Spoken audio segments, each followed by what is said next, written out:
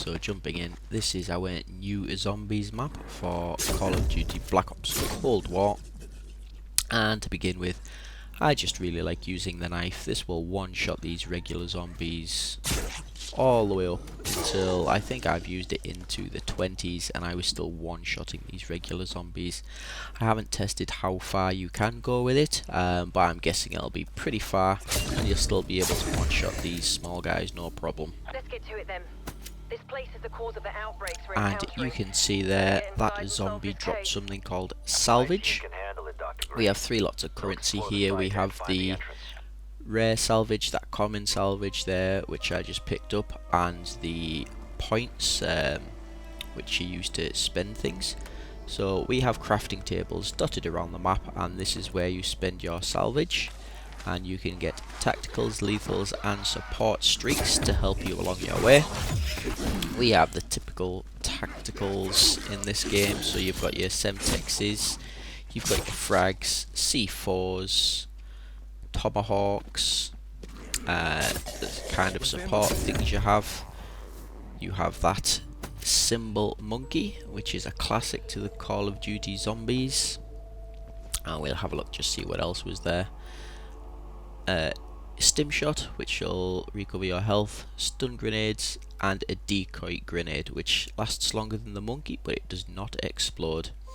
And other lethals there, you can see a Molotov, and we've got a combat bow, sentry turret, war machine, self revive and a chopper gunner in those support streaks. And in this level I'm just going to show you that you can train the zombies in this one. Just like a lot of other Call of Duty zombies games, training them is quite an important tactic. Just being able to control them, where they go, so you're not completely surrounded. Just weave in and out, try and get them all together into a nice little pile. That makes them a lot more manageable. And then we just slice and dice, get rid of them all. As you can see, this knife is very powerful in the early stages. The zombies do get more aggressive later on, so you have to be a lot more careful. But as you can see there, training them up wasn't too difficult. And if you have any sort of explosives, Semtex, C4, you can just throw that into the middle of them, kill them all in one go, no problem. And as you can see there, we have ammo caches dotted about the place and locked doors. Those ammo caches I don't have open yet, but you can just top up your ammo from those, no problem. You don't have to go to, say, where you bought the weapon on the wall to refill your ammo. Just go to one of these many caches that's dotted around, top up your ammo and keep that fight going. Very helpful, especially when training zombies around the map. You can just learn paths, train between ammo caches if you need to top up if you're getting low, and make it a lot easier for yourself. I will just clean up those zombies there because I want to show you a little trick. It's quite strange, but if you stand on the ammo caches, I think if you stand on, there's a few places around the map off the floor, and basically what this does is stops the zombies coming towards you. What they will do instead is rip bits of flesh off themselves and throw it at you.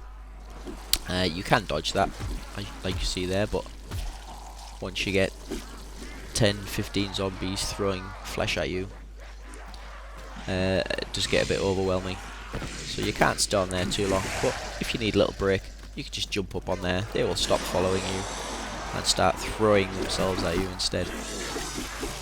So again, we're just going to train these up, make them manageable,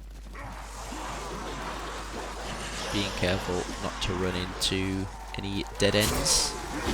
Always try and keep yourself wide open. I didn't really mean to get that nuke, but we did it anyway.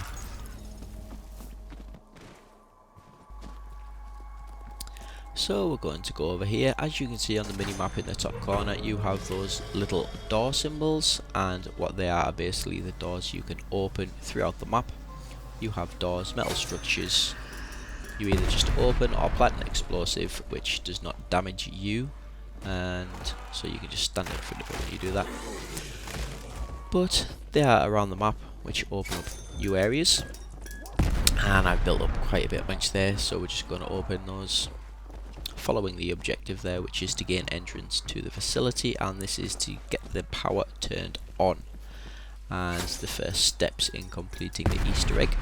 We're not really going to go through that too much in this video. This is just really kind of a first look, just showing you what the zombies is all about, and maybe some tips and tricks to help you along the way.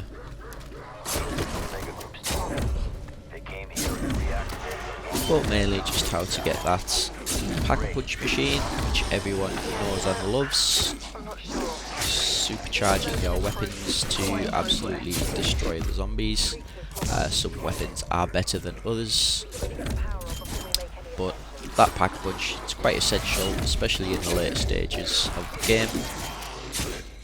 If you don't have any of the wonder weapons, pack-a-punched weapons are essential.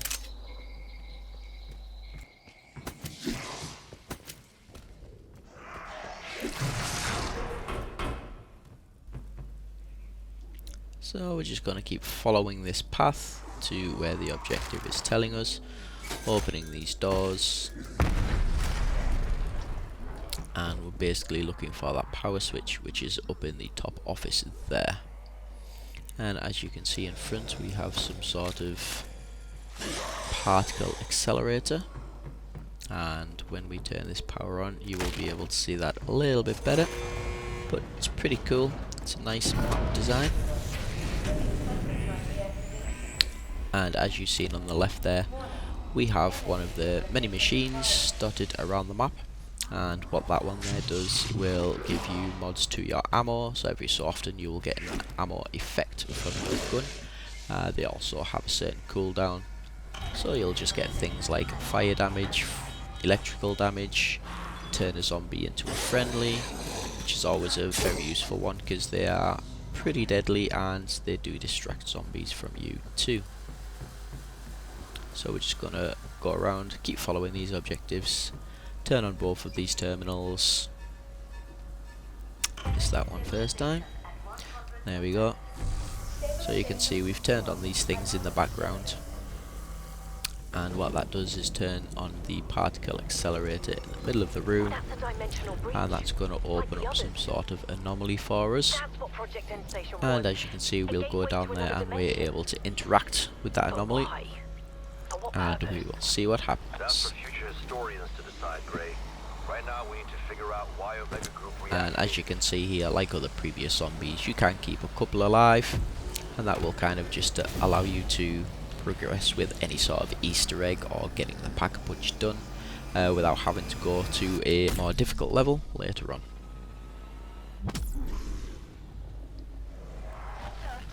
So we'll interact with that there, and we will go into what they're calling the dark ether. And this is basically like a different dimension. The map has changed a little bit. As you can see, we now have these weird green sort of fungal growths. I don't think they're very significant right now. They are just more sort of cosmetic thing. And the interesting thing in this zone as well is when you kill the zombies, they actually float up into the air. So it's a bit of a cool twist on it.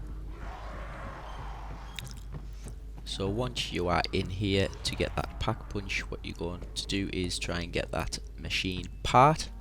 And basically to get that, you're going to have to go through an ether tunnel, which will take you into a part which is currently locked. And as you can see in this alternate dimension, we do have these little crystals dotted around the area, and you can break these open. Basically they will drop things like armor plates, ammo, salvage, essence, just small things to help you along the way. It's not really necessary that you break those. They don't give you a lot of things. The ammo is probably the most useful one. If you're running short, you can run around, crack open a few of those.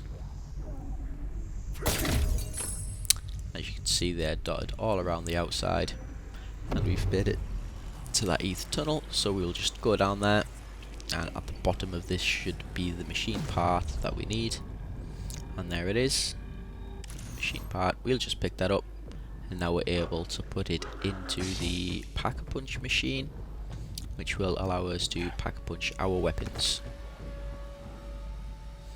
And that is just there, right in the middle of this particle accelerator.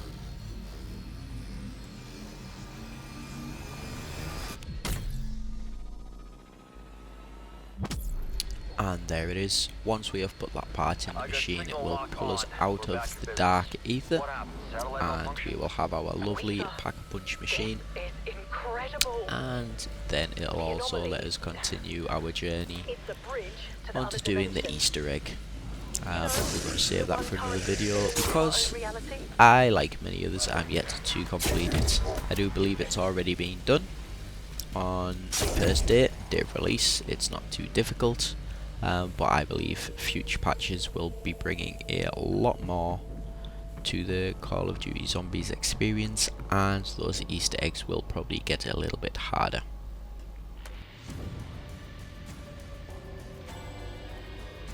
And as you can see here, we have a little dummy, which is the arsenal upgrade, which lets us upgrade our armor and weapons. And again, we can use our salvage, which we have been collecting from the zombies, and what that does is basically gives us armor plates, or increases the damage of our weapon. I haven't tested it fully to see how much damage it actually increases by, and how it works with the pack-a-punched weapons, if they get a damage increase, but I'd imagine they do, otherwise it'd be pretty redundant, as everyone will be pack-a-punching their weapon or using wonder weapons, so it's be kind of pointless on base weapons, because it only costs 5,000 to pack-a-punch your weapon, which you will get pretty quickly. Now we're just seeing another type of zombie there, which are the plague hounds. They will basically jump at you, and once dead will explode and leave a little toxic cloud on the floor, which will damage you if you walk through it.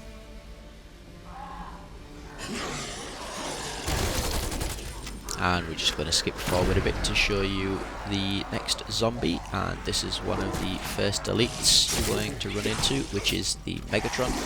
He has more health than the regular zombies and is a little harder to kill.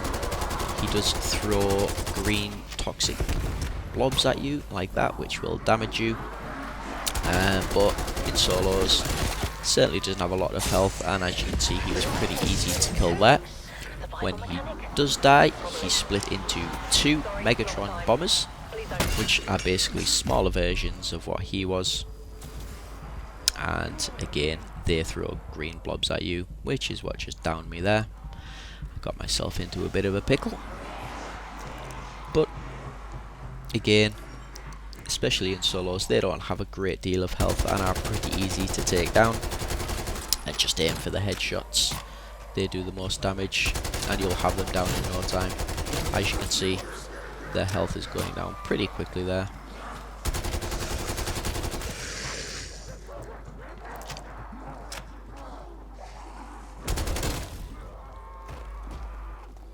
So I think we will leave it there for now. This was just a video to introduce you into the zombies, kind of a first look, and a couple of hints and tricks to get you started. And later on in the series we will be going into more depth, looking at each of the machines, what wall weapons you can buy, what each of those are like pack-a-punched, the sorts of damage you can expect from them. And you can see one of the machines there, the Juggernog, which gives you more health, and we will be going a bit more into depth in class setups, what skills, field upgrades and everything you can use, and basically just the best setups to try and get the Easter egg done, what setups to use to get to high rounds, just things like this. But until next time, if you found this helpful at all, drop a like, and if you want to see more of that content in the future, hit that subscribe button, and I will see you in the next one.